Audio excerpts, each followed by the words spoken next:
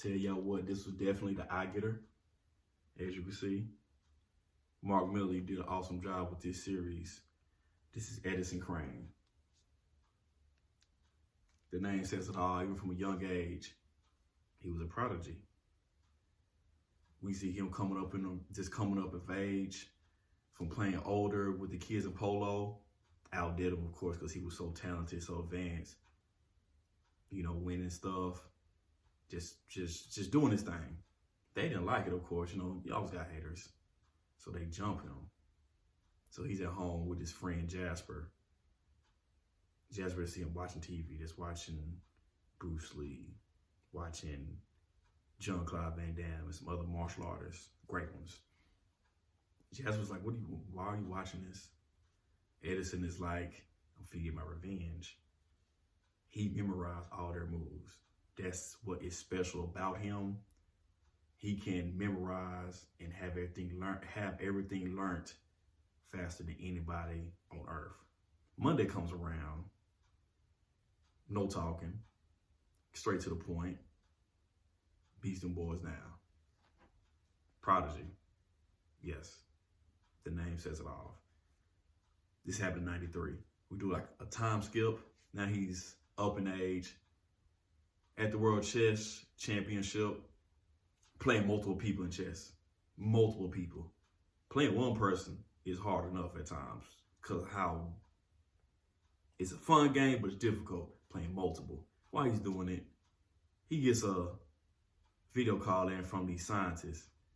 Hey, it's an asteroid that's double the size of the one that made the dinosaurs extinct that's about to be hitting Earth in 18 years, and we're having problems. Edison finishes off everybody but one person, and he says, I would like to make this match again later. Edison is thinking, and we get a panel where it's different. Edison's in different compartments in his brain that are working on different projects, but it's like each one has the focus of if he was just doing that one project on his own. He creates a rocket. You know, he's still working on the specs. He creates a rocket that will take care of the asteroid. He had a rocket built in 18 months.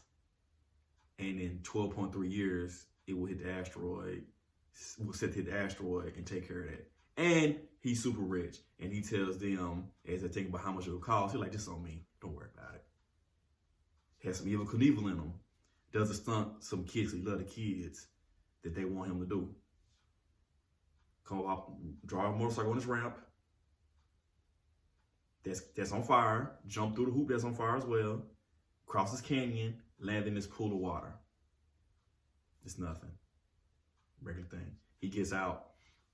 Has his assistants. He has some requests. He wants, some people want him to compose his classical music in a conference coming up in July. The Australians want him to investigate this strange phenomenon of these things materializing. And these kids, again, want him to do another stunt in Berlin, drive a car off a building into an opposite building on a particular floor while blindfolded. He says no problem. Stunts, he does that.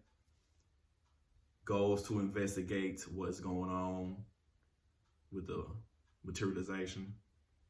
We get a panel where it is these cars, they're popping out of people, killing them, and they're all lined up. And the police officers calming everybody down, and they say, let us go check it out. And inside the cage with animals, they're burnt to a crisp. Now these cars have been moved to a different base. So now he sees the animals. Then there's a spaceship that is in the background, and there's people in them, like, look just like me and you, people in them. He looks at them. Then they say, well, their insides are fried. So he studied them. He says, this is an invasion. These are people from a parallel universe. These cars, even license plates, are not of this world. We need to get ready. Edison figured it out, and he wants to get ready. Then we get another panel, like kind of flashback panel, where he's talking to his dad. His dad wants him to go in a different route in life.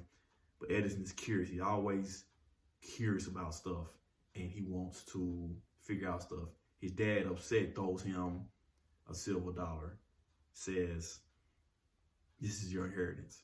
Edison says, "I will turn this to $1 billion by the end of the year." Edison always constantly had stuff going. At one point in the comic, he had composed 3 plays, some telecommunication technology, and a polymer that will make food not spoil for a century. That's a bad man. Right now he's in his office. This spy has snuck in and knocked out some people. Says this invasion has been going on for centuries, been planned for centuries, and they're finally here. Will you help me? Edison calls the secretary, cancel all my meetings for the week. I'm down. I love it. This is great. It's a 6-issue miniseries by Mark. I suggest you get a chance, check it out. Prodigy. Mark, I appreciate it, man. I enjoyed the ride, man. Everybody check it out when you can. Thank y'all for tuning in.